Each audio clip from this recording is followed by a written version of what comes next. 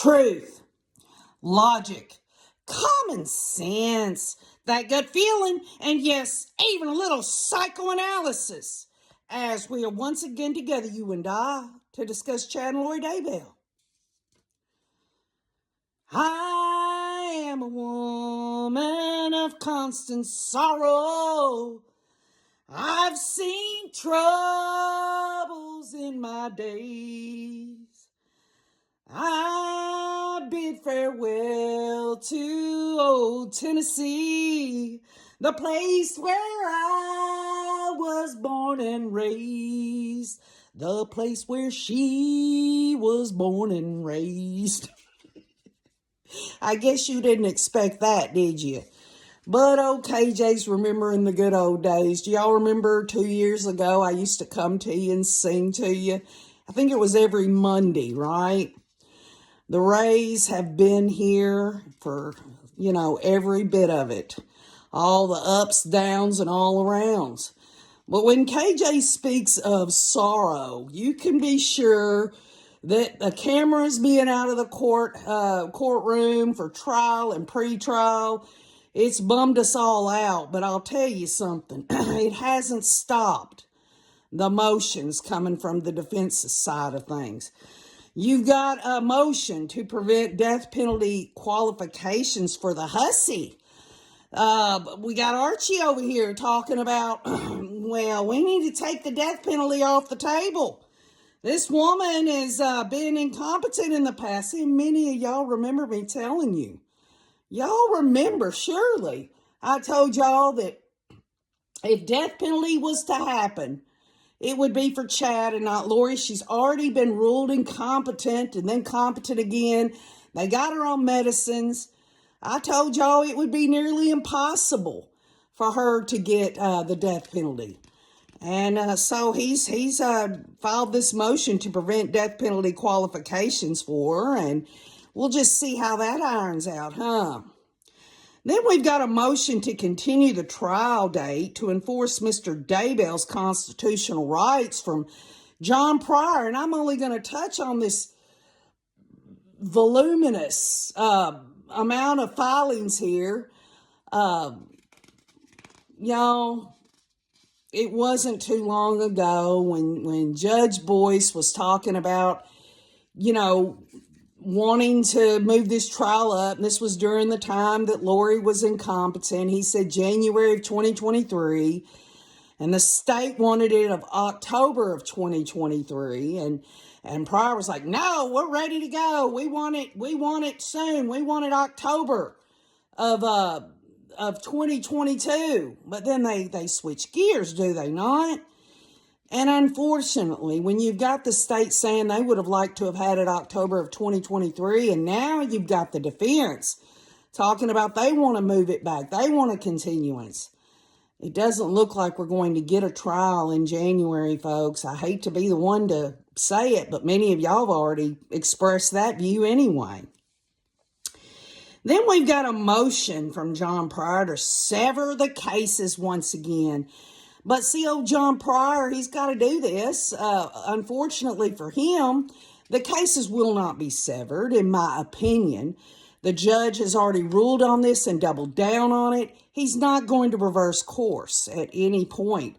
Not even with Lori wanting her speedy trial and Chad wanting a continuance. It's not going to happen as far as I see things. Then you've got this little piddly shit that Lori's attorney wants. We've already seen this, the motion to show up in street clothes where Lori can wear her heels and she can wear her different designer clothing. She can look all spiffy. No matter what this woman wears, she's still going to look like a damn evil hussy. That's just my view. But the state doesn't, they don't object to this motion. So she's going to, unfortunately, she's going to get to wear what she wants, and we're not going to get to see any of it anyway. But it would have been nice if the judge would have said, no, let her be in stripes or orange. But that's not going to happen either. And then, of all these motions, I haven't seen the state's responses to them yet.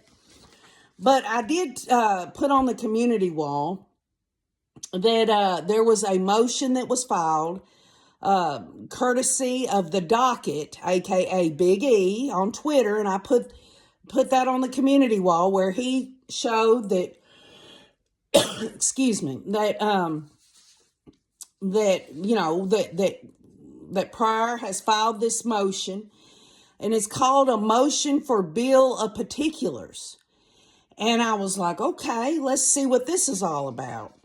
And let me just be clear with y'all. We've been going through the emotions this year, but with all of these motions being filed, KJ's going to go through each one, and I promise you, I will do some pre-records on the legalese of all this.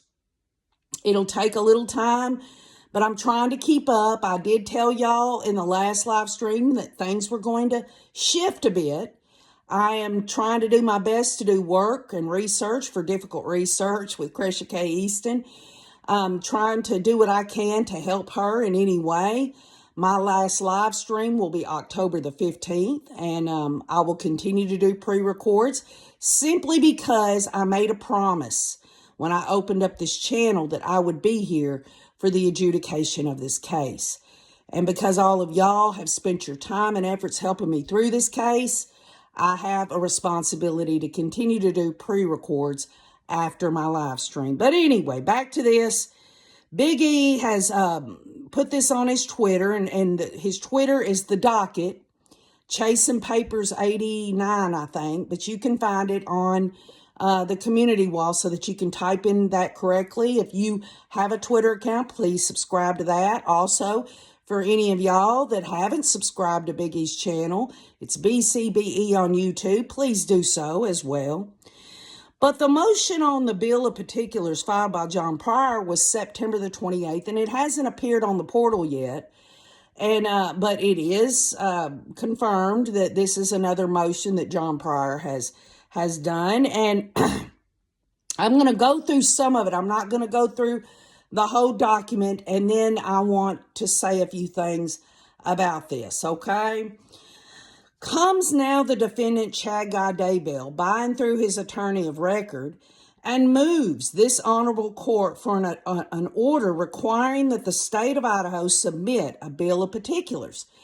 And as I posed the question out there on the community wall, what is a bill of particulars? Well, a bill of particulars, according to a court, is a bill that serves to inform the defendant of the nature of the charges and the evidence against him or her. In addition, this information allows the defendant to prepare a defense and to prevent future prosecution for the same offense. Now, I'm going to go through some of this that I feel is pertinent, and then we're going to do some other things because absolutely this is, to me, it ruffles my feathers. And, just to give y'all heads up, y'all might hear a little colorful language here and there, but it's just the way I'm feeling here lately with the fact that everything's gone the way it has in this adjudication process. Pursuant to State versus Neal, 58, Idaho 359, in 1937, the defendant recognizes that a bill of particulars is not a matter of right, but is within the sound discretion of the trial court. In other words, according to this State versus Neal, John Pryor is saying that Chad and him knows that this is not a state or federal right that he gets to have on a bill of particulars. This is entirely up to the trial court. We ask that this court order the state of Idaho to produce this bill prayed for in this pleading, as it is supported by the 5th and 6th Amendments to the United States Constitution and is necessary to prepare a defense and to avoid what? Prejudicial surprise at a trial. Now, first of all, let me just say this. There's not going to be any Perry Mason moments at this trial for John Pryor. But I can damn well tell you now, there's not a such thing in my view when it comes to the evidence that the state has on this fat-ass chin man, that this is prejudicial surprise. This is blowing their ass out of the water as each witness and the evidence presented goes on the stand and is presented and entered into evidence. That, my friends, is going to blow them out of the water, and John Pryor doesn't want that to happen. He can dress it up and call it prejudicial surprise all he wants, but he's getting all the discovery. It's going to be very shortly now that all discovery will be turned over. Although we know a while back, the state contends that all their discovery has been turned over, but I believe there's still some that is remaining, but I don't think that's what John Pryor's saying. John Pryor does not want to be sitting at that damn defense table when these witnesses go on the stand and this evidence is entered and freak plumb out because his client's guiltier now. That's what it's all about, in my opinion. A bill of particulars serves to furnish to the defendant further information respecting the charges stated in the indictment. Okay, so what John Pryor is saying, further information beyond what's in the indictment. That's what he's looking for. Well, I'll tell you what, if he'd had him a second chair, or if he was doing his job, he could understand what is going on in this indictment. We'll go over some examples here shortly. When necessary for the preparation of the defense, the defendant needs further information respecting the charges stated in the indictment. Okay, well, I'll tell you, what does John Pryor want? He wants the state to give them their work product about what they think the evidence is going to show. Again, in opening statements and in closing statements, that is not evidence. The prosecution lays out the evidence and has the witnesses who give witness testimony, and it's up to who? The jury. The jury to decide the healthy inference, whether they're going to disregard it or whatever it is. The case at bar has an indictment that is so general and has so many alternative theories that it does not advise the defendant of the specific acts with which he is charged. Okay, so when John Pryor talks about there's alternate theories, well, I'll tell you what, it seems to me that his client ain't talking to him about the specificity of his involvement in any of this. Because if Chad Daybell really wants to try to get out of this, he's going to have to come clean to John Pryor and not stick with this damn story about him being frightened by Lori and Alex and all this other jazz. If John Pryor really wants to see specificity, he needs to be talking to his client, not trying to pull shit out of the state's case. A bill of particulars would flesh out and streamline the elements of the crimes. The elements of the crimes, okay? Well, when we're talking about each crime that Chad Daybell has been charged with, John Pryor can go right on his little laptop there. He can see there's the crime, there are the elements of the crime. And it's his job during trial to flesh all that out himself, in my view. The defense cannot adequately prepare. Oh, there it comes. Adequately prepare for trial without a bill of particulars as to the murder charges. And I'll tell you something. John Pryor has been on this case from day one. Chad's been in jail all this time. And he has the indictment sitting in front of him. He also has the discovery that's been turned over by the state. If he cannot put two and two together on how the state is going to do this, like I said, folks, this is not the state is going to hide something. They're just going to give over the discovery and let the defense do their job. But John Pryor wants to go and ask the judge in the trial court to make a bill of particulars so that he can get in and try to figure out how the state is going to present their case.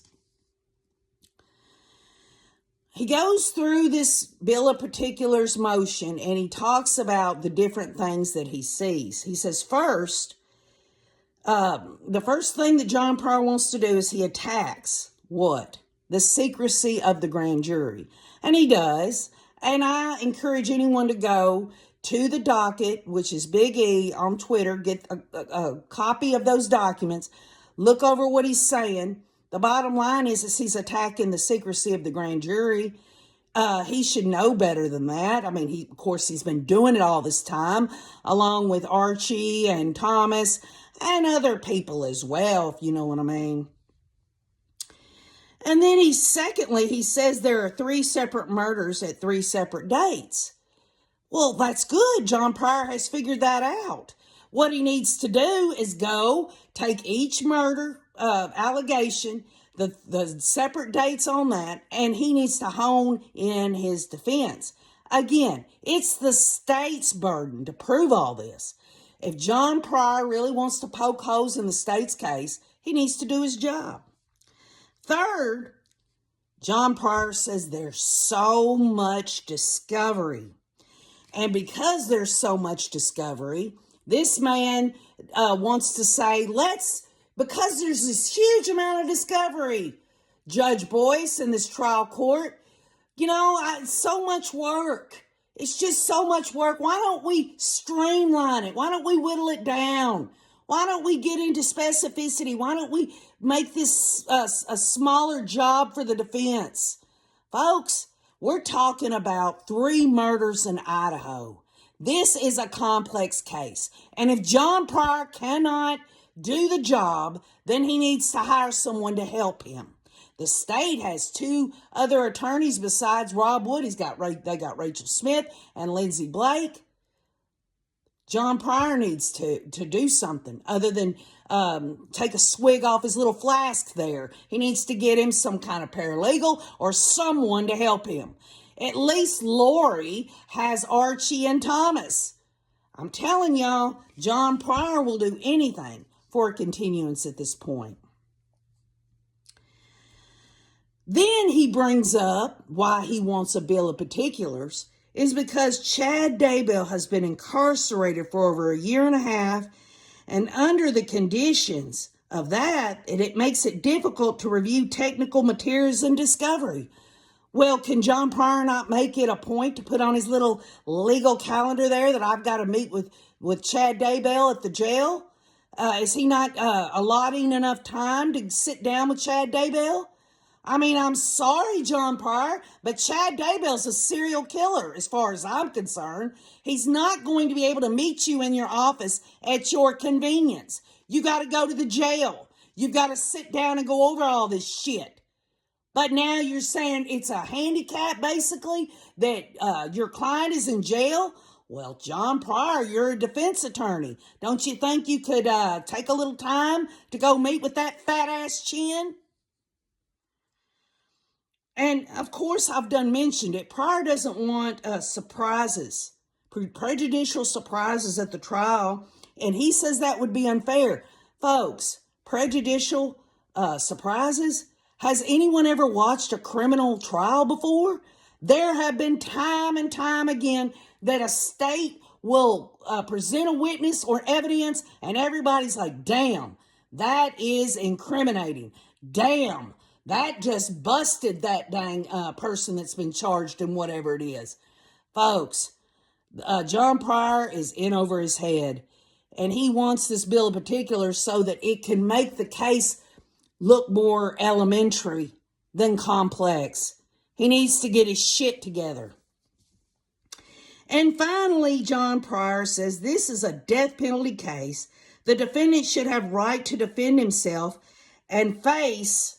And this is a typo. He says, and face her accusers, which, typos happen. But if you think about it, Chad Daybell needs to face his damn hussy-ass queen, and they both need to realize that they're accusing one another, basically, at this point.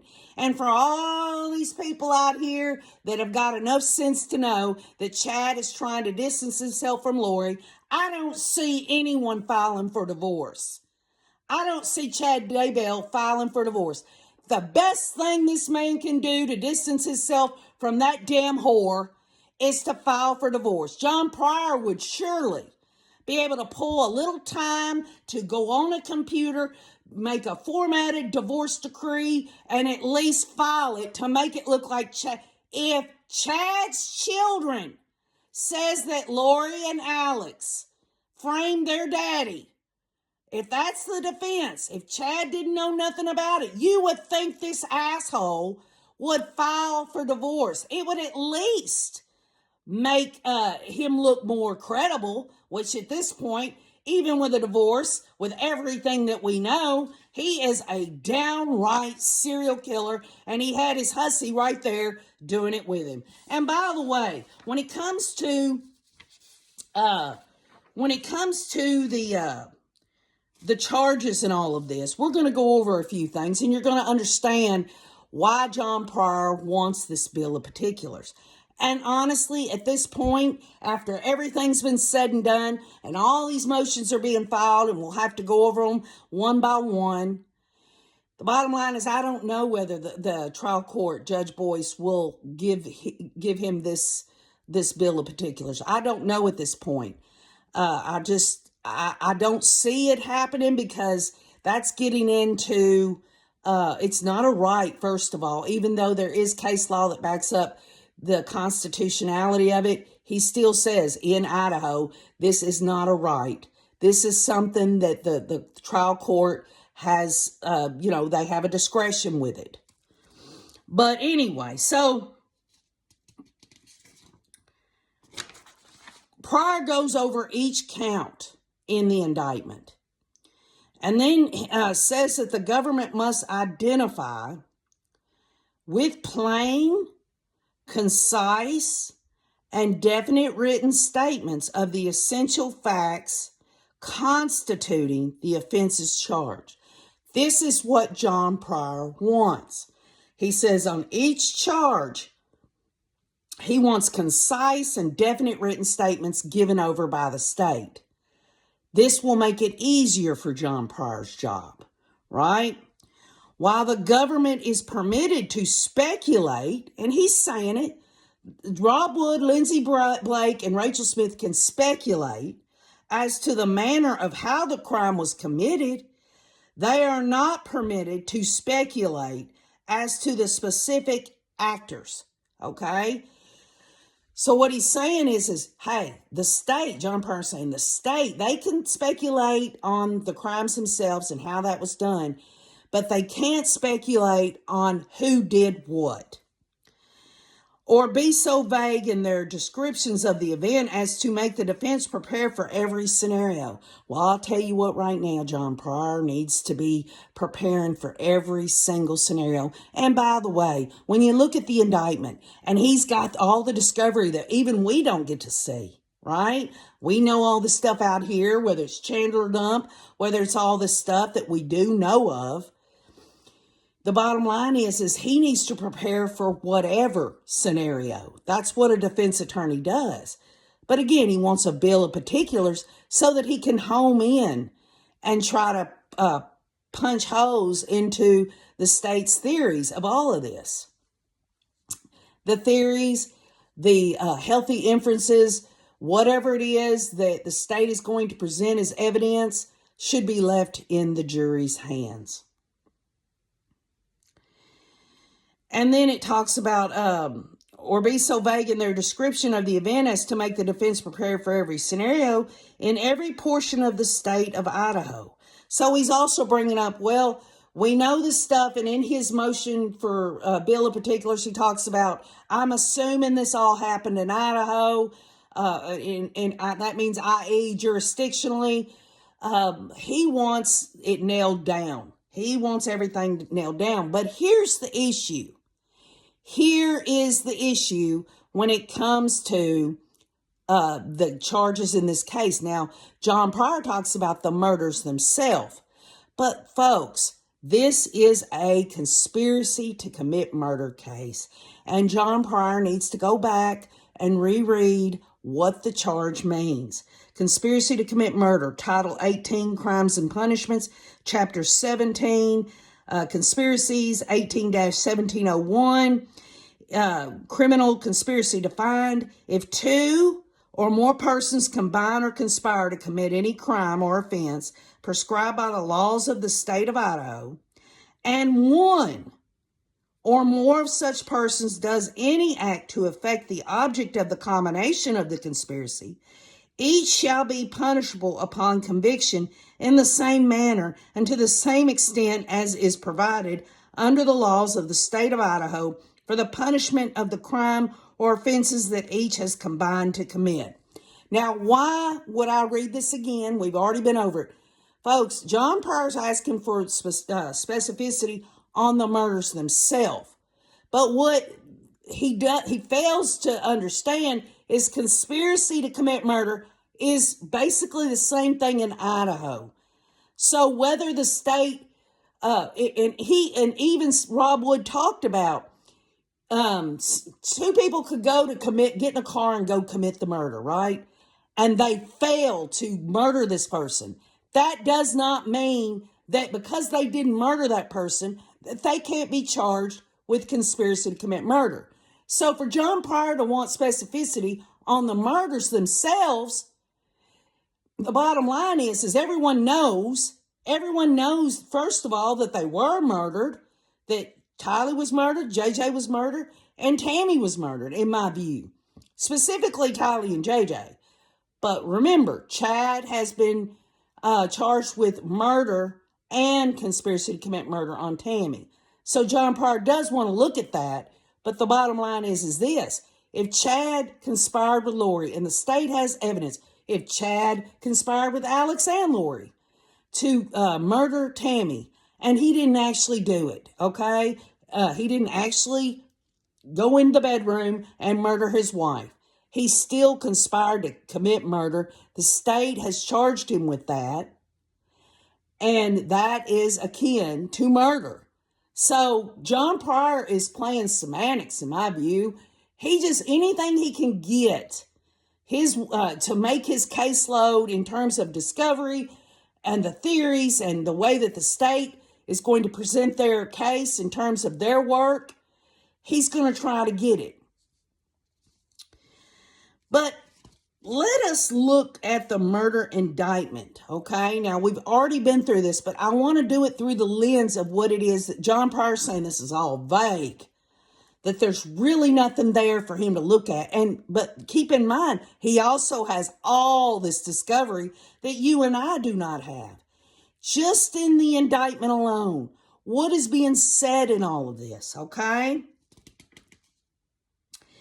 Pryor's client, old fat chin there, is accused of several crimes, and the state intends to prove them all. And we're not going to go over each charge. We're just going to go through the overt acts. And if John Pryor thinks these overt acts mean anything other than what Chad is being charged with, keep it in mind, only one or even more than one has to do an overt act in the completion, not the completion, but the conspiracy to affect the object of it, whether it's completed or not. Remember, Rob Wood talked about it. He talked about it back when they were trying to say, send this back to the grand jury about the charges. And Rob Wood says, we don't have to define what murder is if we show the definition of conspiracy to commit murder. Remember that? Okay, and here we go. In furtherance of the conspiracy to commit murder in the first degree of Tylee Ryan, and the reason I bring this up is he goes through the motion for the bill of particulars on each one, and he's basically saying, we want to know, we want some particulars. We want to know what they mean by this and all of this. In furtherance of the conspiracy to commit murder in the first degree of Tylee Ryan and grand theft by deception and to affect the objects thereof, one or more of the following overt acts were committed to one or more of the subjects of the conspiracy as part of a continuing criminal transaction and common scheme or plan with Madison and Fremont counties or elsewhere in the state of Idaho. Okay, so this right here, the overt acts that the state is alleging in the indictment, the murder indictment, happened in Idaho. On or between October 26th of 2018 and June 9th of 2020, Chad Guy Daybell and Lori Noreen Vallow did endorse and espouse religious beliefs for the purposes of encouraging and or justifying the homicide of Tylee Ryan. And I was talking to Kathy earlier and trying to get a hold of Kresha that I'd like to explore that aspect. Go down, whittle it down. Let's look at what we know in terms of endorse and espouse religious beliefs. What kind of evidence that we see? The state has even more in discovery. But what has been released, there are lots of things that point to healthy inferences that Chad and Lori did endorse and espouse religious beliefs for the purpose of murder.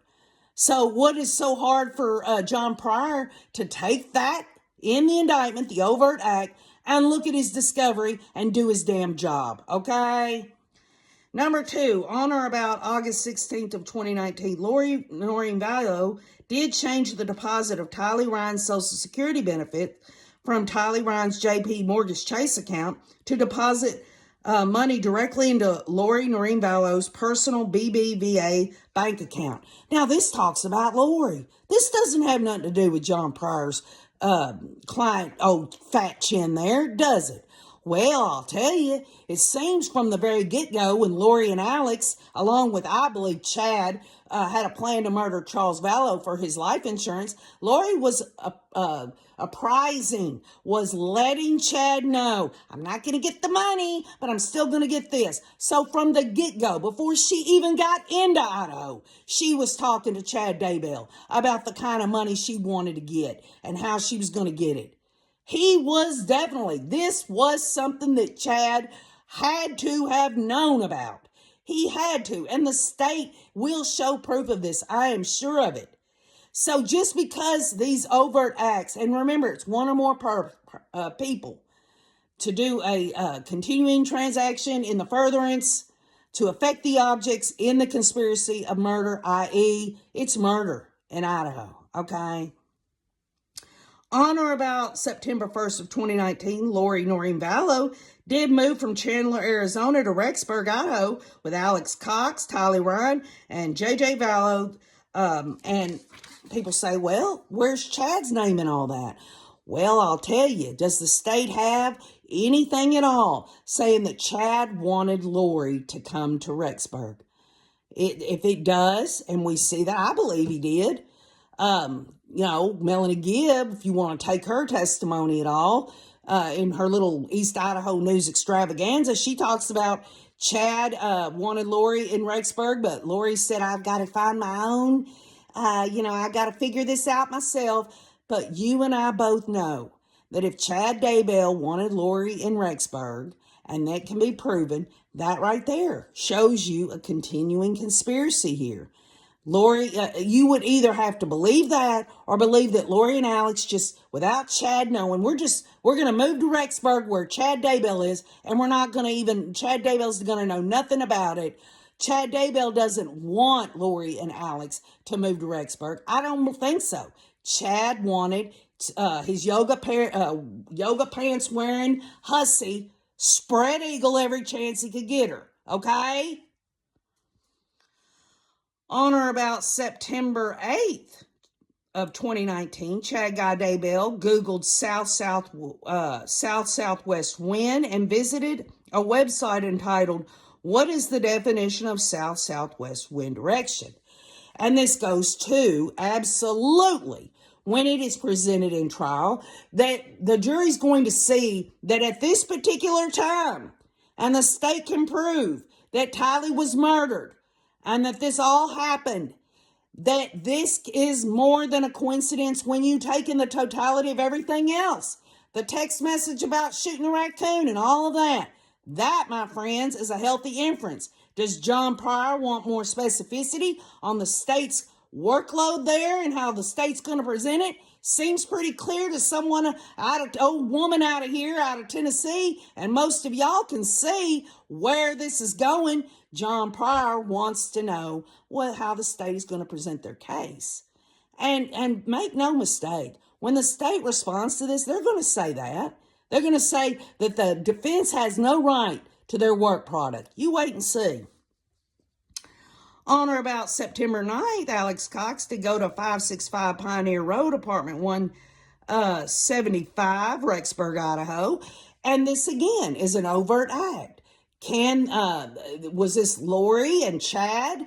Did they have Alex go over there? Yes, this is vague. This doesn't tell us why he went over there. But folks, when you think about what this says, you know and I know that this is September 9th, the day after where Tylee has been murdered, dismembered, and all of that. And he goes to this apartment 175. You know that this all relates. Again, conspiracy to commit murder. This is something that the John Pryor, he wants to, obviously, he's got a motion to sever. He wants to take away that conspiracy. And it would be hard to try cases separately when both the defendants there conspired together. They should go on trial together.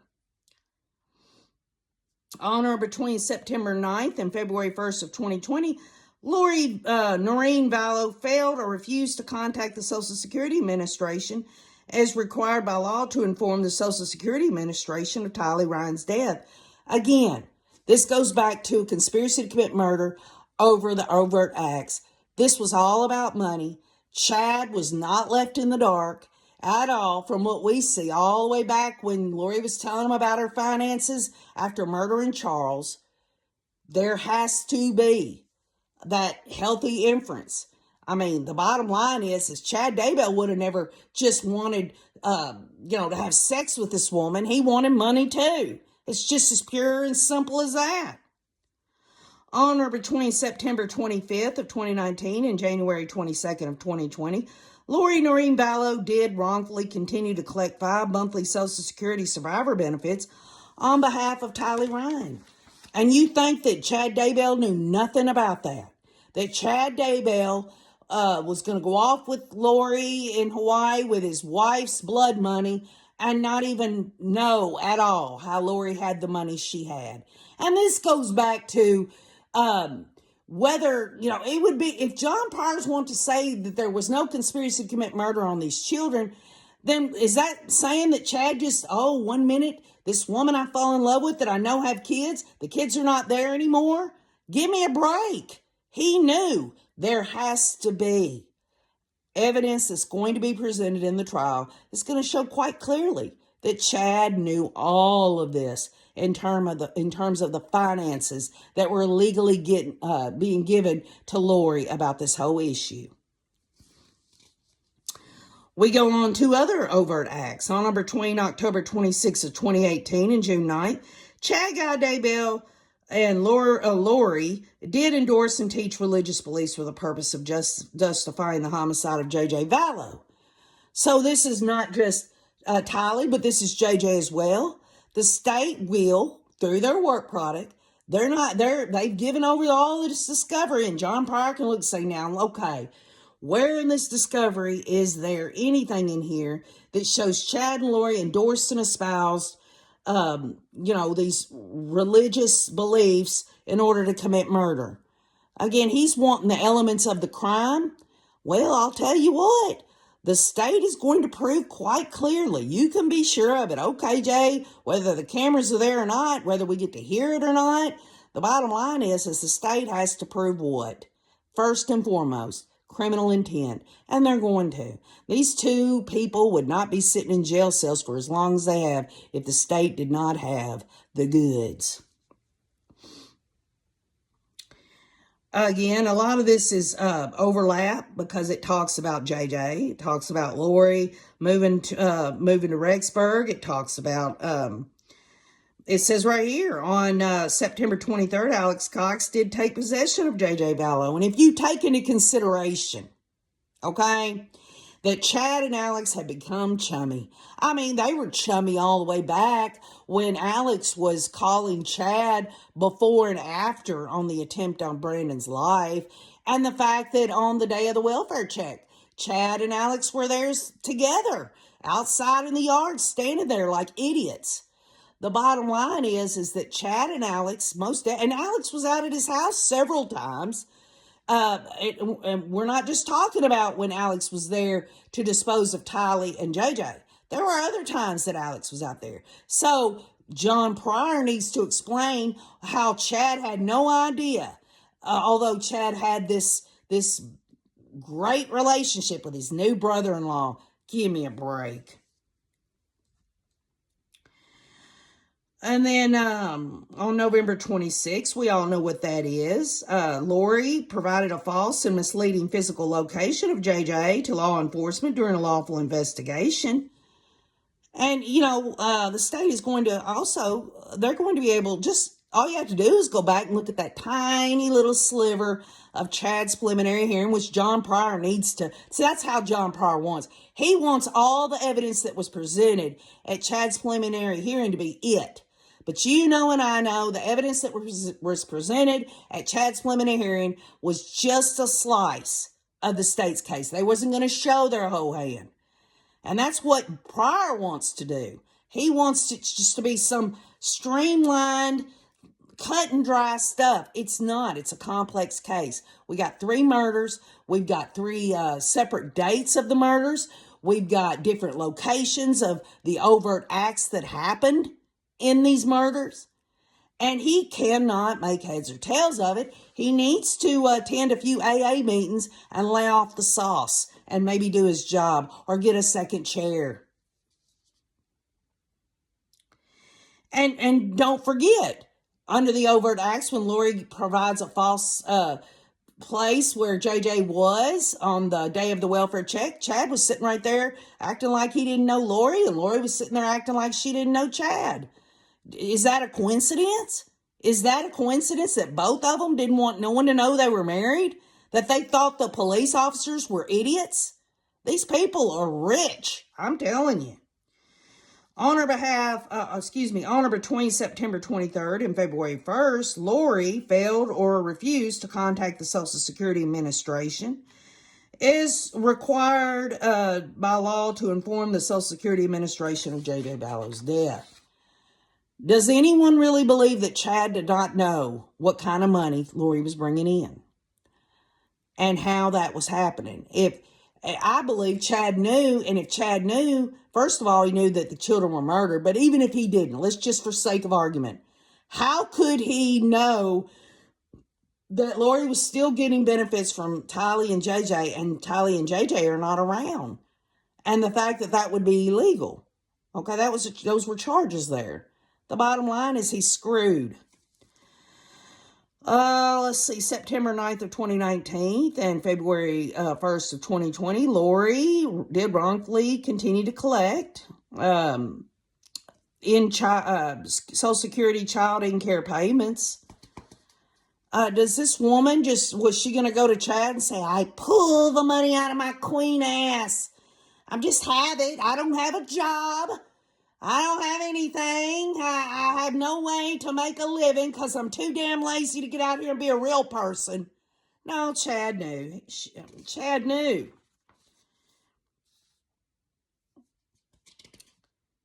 Then we got on, let's see.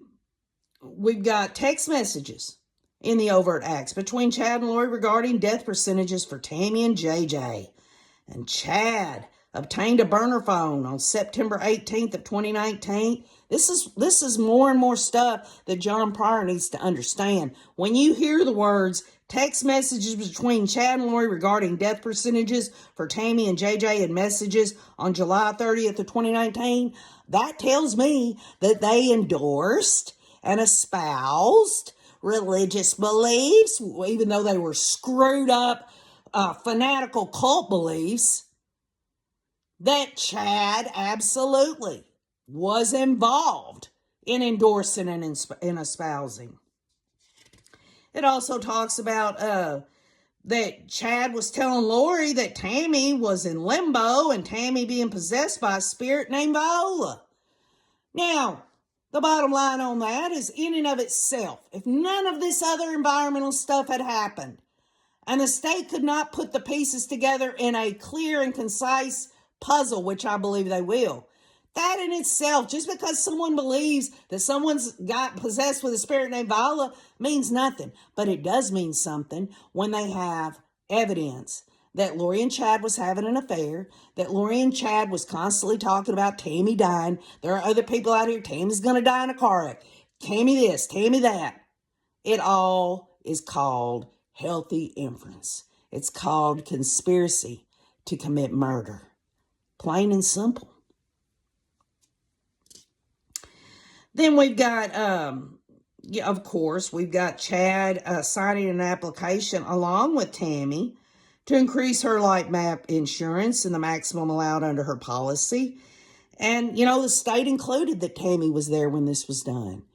And that, I scratched my head on that for a while. And I even thought, well, maybe the state couldn't prove that she wasn't there. Maybe this was done online. But somehow the state does include that. Does the fact that Tammy was there when they increased the insurance mean that Chad was trying to get more money and he was going to off Tammy? No. Maybe Tammy saw it as, yeah, you're right, Chad. We need to do this. This is a good time to do this. There's other explanations, reasonable reasons why Tammy would have signed that. But when you take it in the totality of the overt acts and the conspiracy, you see quite clearly. I mean, again, any jury, any level-headed common sense juror member is going to see that. I don't see how they could see it any other way. And by the way, even if they didn't, even if they said, well, we don't know if it was in Chad's mind to murder Tammy or Viola. She had an evil spirit in her. Julie Rose knocking on the door over there. But we, as a jury member, this doesn't mean anything in our view. The bottom line is, even if you took that overt act out, the bottom line is there's other things that point to the murder and conspiracy to commit murder on Tammy. Then you got this whole idea of Alex Cox. He attempted to shoot Tammy. Alex Cox conducted multiple internet searches, including searches related to Grendel drop and shooting through a Dodge Dakota. Alex going to a gun range in the months before October 9th when the attempted shooting of Tammy Daybell took place. And this is about Alex, who's deader than a doornail, okay? So what's that got to do with any kind of inference that Chad conspired with Alex or Lori and Chad conspired with Alex? Well, let's just look at it with common sense. If the state is going to do their job and do their work product that John Pryor wants to get a hold of, is there anything that Alex Cox did that Lori didn't know about? And is there anything, if you take it into consideration that Chad and Lori's talking about Tammy being Viola and all this shit, that they didn't know that Alex was doing this? Think about it. If Chad and Lori had no idea that Alex was doing all this, then and this was something they didn't want to happen, don't you think that they would have switched gears when Tammy on October 9th of 2019 was shot at by a paintball gun? Wouldn't they say, Alex, we know you did this, or Alex, why did you do this? We don't want Tammy to die. You see what I'm saying? And of course, Alex going to a gun range and doing all of that. I mean, Alex was up Lori's ass so bad. There's no way. And if this goes into an inference that this was just Lori and Alex trying to take Tammy out, take out Lori's competition, then Chad would have realized. If Chad had nothing to do with it, Chad didn't know that Lori and Alex was going to try to take Tammy out.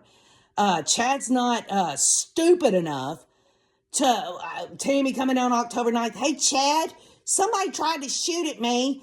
And by the way, Chatty boy, wasn't too long ago that, you were rolling in a tire for Lori and Alex was trying to shoot at Brandon. Chad could have put two and two together on that. Of course, I'm just trying to give you another view of this. The bottom line is Chad, Lori, and Alex was in cahoots.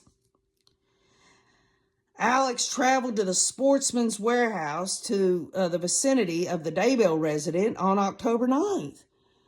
And the bottom line is that Alex didn't do anything without Lori knowing about it. Remember, Alex wasn't married to Zuzu yet. Alex wasn't running to get chips and salsa for Zuzu yet. Alex wasn't slapping the baby oil on Zuzu in Vegas yet. He was still doing whatever his sister wanted him to do. She knew where he was at. She's the one on her phone showing pictures of ammo. I mean, again, if this was just Lori and Alex, then Chad would have saw this stuff taking place and would have said something's wrong here. But he wanted his wife dead too, and ultimately he was the one that murdered her. And we'll find out about that in Tammy's autopsy report, which will be at trial. That's going to put to bed, basically, this whole concept that she just died in her sleep, just coincidentally. This is going to show that Chad did this, because it was only Chad and Garth there. I don't think Garth murdered his mother. I think Chad did. Everyone else knows that Chad did.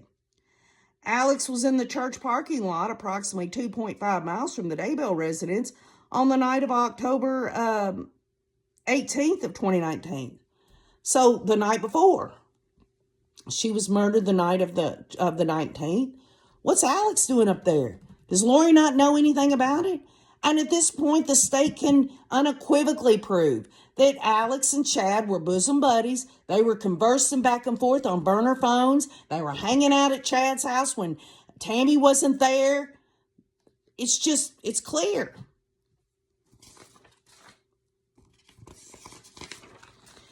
And folks, those are examples of the overt acts in the indictment that John Pryor doesn't want to do his job. He just doesn't want to do his job. And, as far as the grand jury that he's trying to attack, maybe John Pryor needs to just go down the list of everyone that testified at that grand jury. You've got Ray Hermosillo. You have Ron Ball, Randy Reese. You have Detective Stubbs. You have Joe Powell, Bruce Mattingly. You have Riley Nolan. You have, Riley Nolan, Tara Martinez, Angela Yancey, Taylor Ballard, Katie Dace, Mark Sari, Joe Powell. You have Colton Cannon, Garth Daybell, Joe Murray, Melanie Pulowski, David Warwick, Zulema Pastanez. You've got Zulema testifying twice, once on Tuesday, once on Wednesday, May 19th of 2021. You got David Warwick, Melanie Gibbs, Steve Daniels, Gary Liu, Brenda Dye, Eric Christensen. Do your job, John Pryor.